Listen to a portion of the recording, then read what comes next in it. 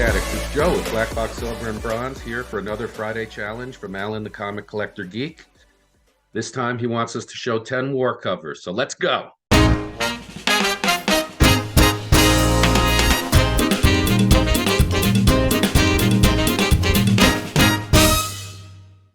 Hey Comic Addicts, Alan's challenge was inspired by it being Veterans Day here in the United States. He called it Remembrance Day. I guess that's what they call it in Canada. And one time used to be called Armistice Day. We had a little presentation on this on Thursday. A historian came in and talked to us and told us about the beginnings of Veterans Day, which it was originally titled Armistice Day, which was to celebrate the armistice between the Allies and Germany, which basically brought World War I to an end. And then in 1954, it was renamed Veterans Day. There had been more wars, and they wanted to celebrate the remembrance of all veterans.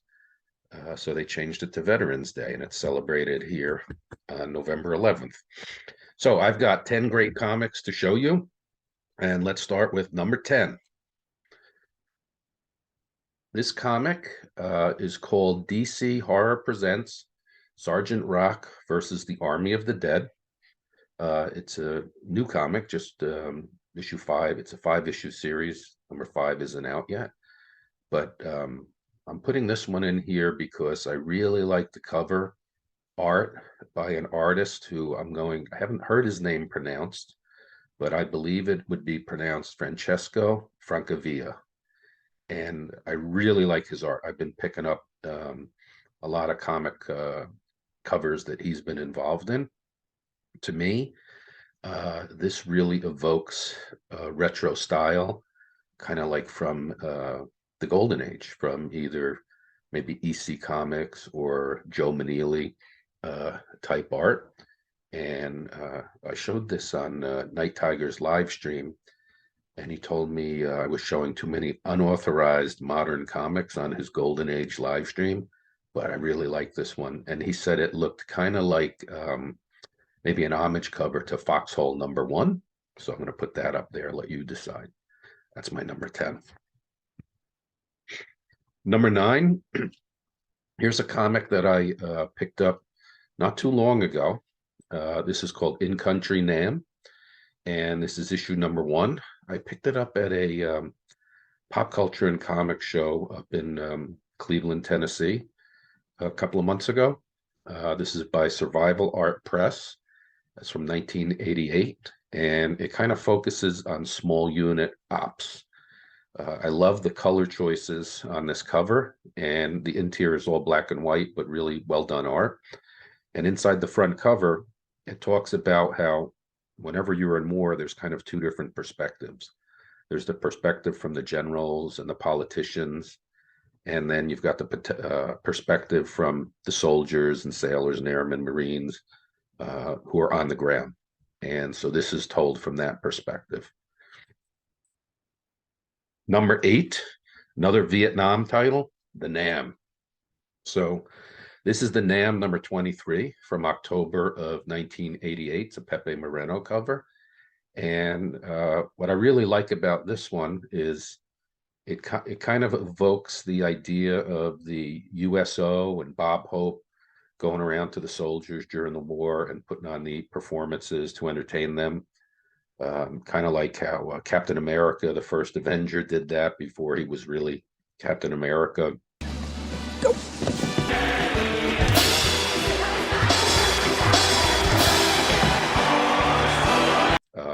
Super soldier, right? And what's kind of interesting about this one is I see the Nam all the time in dollar bins. You could almost put a whole run of this together by just digging through the dollar bins, but this one is always the one that is really tough to find. So that's the Nam number 23. Number 7, here's a rare comic. This is called Riggin' Bill, and it's a mini comic. You could see, because it's in the slab there, that it's a mini comic. And this is Riggin' Bill number 3 from 1944. It's by Harry A. Chesler. And it's a pretty scarce comic. So when I saw this one, I really loved the picture on the cover. I'm a retired Navy, so it really spoke to me, and I thought that was really great. So I snagged that right up, and it's cool too. It's got a cute back cover where this guy's picking daisies and is apologizing to this girl who's also picking them, or he knocked her over or something. But that's Riggin Bill, #3 from 1944. #6 is Sergeant Fury and his Howling Commandos, #1. This is the first appearance of Nick Fury, and it's a Jack Kirby cover. And there are a lot of great covers in Sergeant Fury and the Howling Commandos, and I just decided to pick this one as it was a key. #5, let's jump to the Civil War with Two-Fisted Tales, #31. So this is from February of 1953. It's a Harvey Kurtzman cover. And I just really like this cover, which is a Civil War issue. And it's showing you the Monitor and the Merrimack, the two ironclads that were battling. And so Two-Fisted Tales had three, or not Two-Fisted Tales, but EC had three special Civil War covers.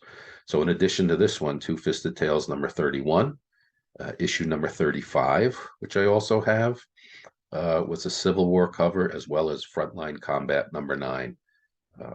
So those are the three Civil War issues. #4 is the United States Marines, #7 by Magazine Enterprises.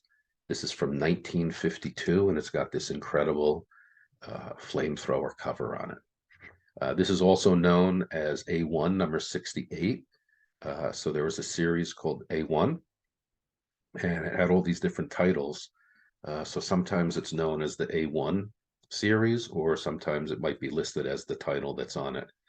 I got this for a steal. I was in Florida last March on job interviews, and I went to an antique store, and I was able to snag this one for just $14. I could not believe it. It's so cool.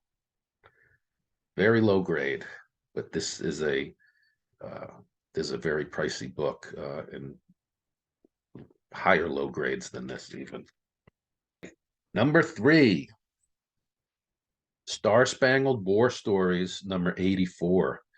This is from August of 1959, and that beautiful gal on the cover is Mademoiselle Marie, and this is her first appearance. She is a really cool character. She was like a resistance fighter in World War II, and she is tough as nails, and she was a leader. She was tough as nails. She was getting in all these scrapes, leading the resistance in the fight in World War II. I think she is just a terrific character. I have all her appearances. She was on, this is her first appearance, and then this is issue 84, and she was on the cover of 85 through 89, and I have all her cover appearances. And then she's got another great cover appearance on our Army of War #115, where she's with Sergeant Rock in a raft going across a river, and just a terrific character, and really just another DC key that's highly undervalued. You could get this for a steal, and it's really a great character. The covers are great too. They're really dynamic. She's usually very big on the cover, taking up a lot of the cover. And she's got a great outfit with the beret and the skirt and everything. Star Spangled War Stories #84. #2, Fight Comics #35. And so this is a World War II cover. And you can see the American GIs there in the inside that cabana or the hut. And down here are the Japanese soldiers coming up out of the water. So this is Fight Comics #35 by Fiction House from December of 1944. It's one of the favorite covers I have in my collection, so I'll show it anytime I can. Also, having lived in Hawaii, this is, taking place there on one of the Hawaiian Islands. So I thought that was really cool too. Number 1, Navy Tales, number 2, from March of 1955. And this is my number 1 cover. This is Joe Manili art. And this is my number 1 cover because I just love this cover. I think the look on the officer's face there, the planes flying through the sky with, burning up, the ship exploding, the fires in the water, really shows like the drama and the danger of war. I love that red cover and the yellow glow on the officer in the front, like it's the heat of battle and there's things exploding all over the place. To me, this is just an unbelievable piece of art. It's got the coloring, the composition. This has always been one of my favorite covers. I've had this one for years. I've got a couple of copies of it. I just love looking at it. I keep it up on the wall right across from me so I could enjoy seeing it all the time.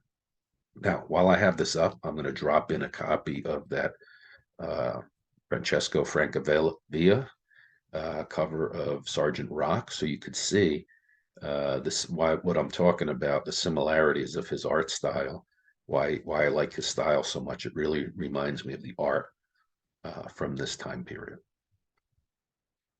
Comic Addicts, that's my top 10 war covers, and I hope you've enjoyed them. Happy belated Veterans Day to everyone, and I'll see you next time. Bye-bye.